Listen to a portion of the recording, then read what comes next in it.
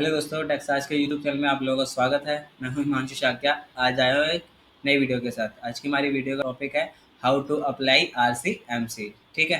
अब जैसा कि मैंने लास्ट वीडियो में बात की थी कि आरसीएमसी होता क्या है, ठीक है, कितने टाइप्स होते हैं इसके, तो आज हम बात करेंगे कि आपको आरसीएमसी अप्लाई कैसे करते हैं। ठीक है। अब जैसे कि फिर भी एक बार मैं बता देता हूँ कि आरसीएमसी होता क्या है। आरसीएमसी एक ऐसा सर्टिफिकेट होता है जो आपको तब लेना पड़ता है जब आप कमोडिटी का एक्सपोर्ट कर रहे हो। ठीक है। और एक्सपोर्ट का जिस भी कमोडिटी का आप एक्सपोर्ट कर रहे हो उससे रिलेवेंट अथॉरिटी में आपको एज अ मेंबर रजिस्टर कराना पड़ता है। ठीक है। बात करेंगे इंडिया इंडिया के अंदर 27 एक्सपोर्ट प्रमोशन काउंसिल्स हैं। ठीक है। 6 कम्युनिटी बोर्ड्स हैं और 2 डेवलपमेंट अथॉरिटीज़ हैं। ठीक है। अब ये होते क्या गया, इनके अंदर कौन कौन से 27 हैं, 6 कौन से कम्युनिटी बोर्ड्स हैं, 2 डेवलपमेंट अथॉरिटी कौन कौन से। अब इसके बारे में मैंने मेरी लास्ट वीडियो में जाके बता रखा है डिटेल में। वो जाके डिस्क्रिप्शन में लिंक आ रहा होगा, आप उस पर जाके क्लिक करके लास्ट वीडियो देख सकते हो, तो वहाँ से आपको पता चल जाएगा इन सब के बारे में। ठीक है। अब हम बात करेंगे कि आपको आरसीएमसी अप्लाई कैसे करना है। ठीक है।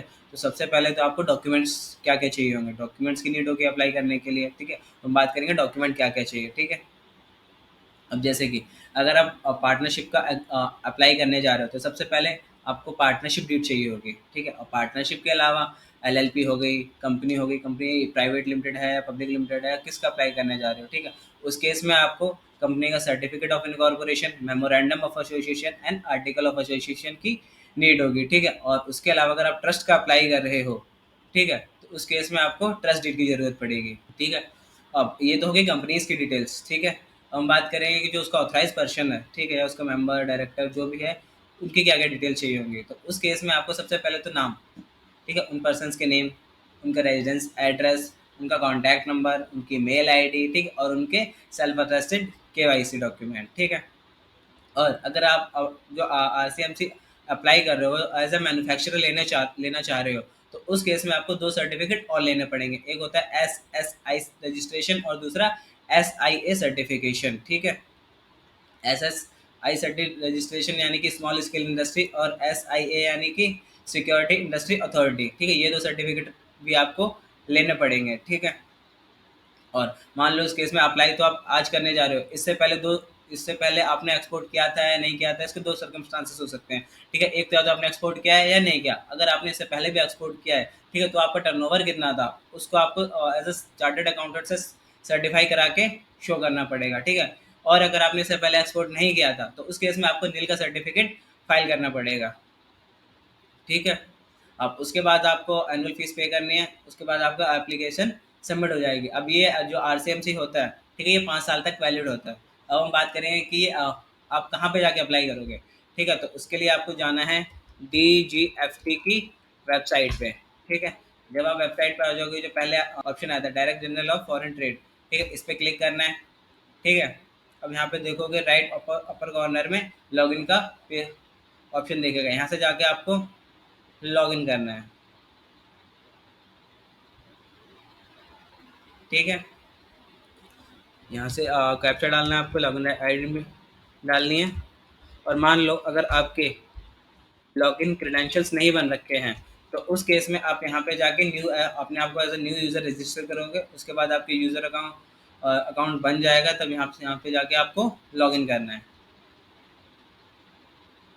ठीक है। जब लॉगिन कर लोगे तब आपका ऐसा डैशबोर्ड ओपन हो जाएगा। मान लो आपकी कोई एप्लीकेशन है, पहले ही एप्लीकेशन है, तो वो आपको यहाँ से जाके चेक कर सकते हो।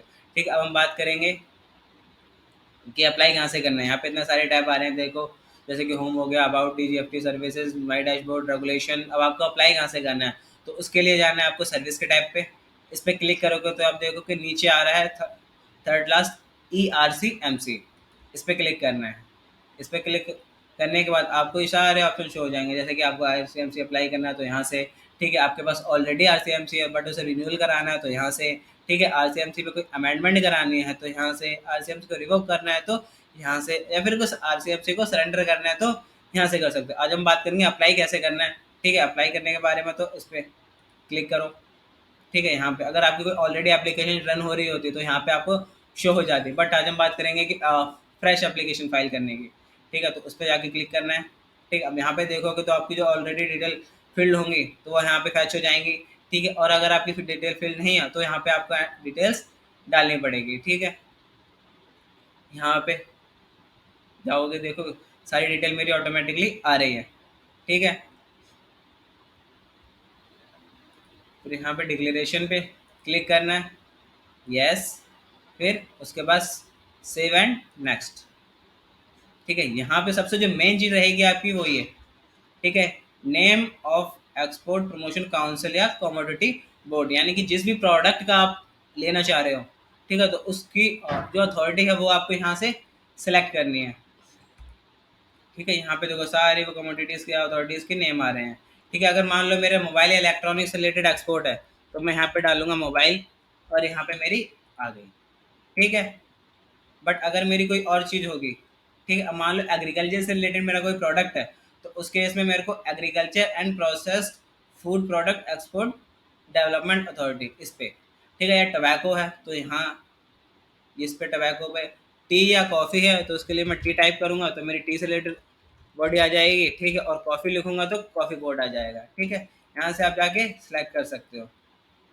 ठीक है, और जो आपने डॉक्यूमेंट सेलेक्ट किए थे, जो मैंने आपको स्टार्टिंग में बताए थे कि डॉक्यूमेंट चाहिए, उससे देख के डिटेल आपको यहाँ पे फिल करनी है। ठीक है, उसके बाद सेव एंड नेक्स्ट। अब यहाँ पे देखोगे तो अलग अलग टैब आ रहे हैं, बेसिक डिटेल्स हो गई, आरसीएमसी डिटेल्स होगी जो हम यहाँ पे फिल करेंगे, टीडीएस डिटेल, ठीक है, जो आपने डॉक्यूमेंट सेलेक्ट किए थे, ठीक है, उसकी अटैचमेंट यहाँ लगानी है इस वाले टैब पे। ठीक है, फिर उसकी डिक्लेरेशन फाइल करनी है।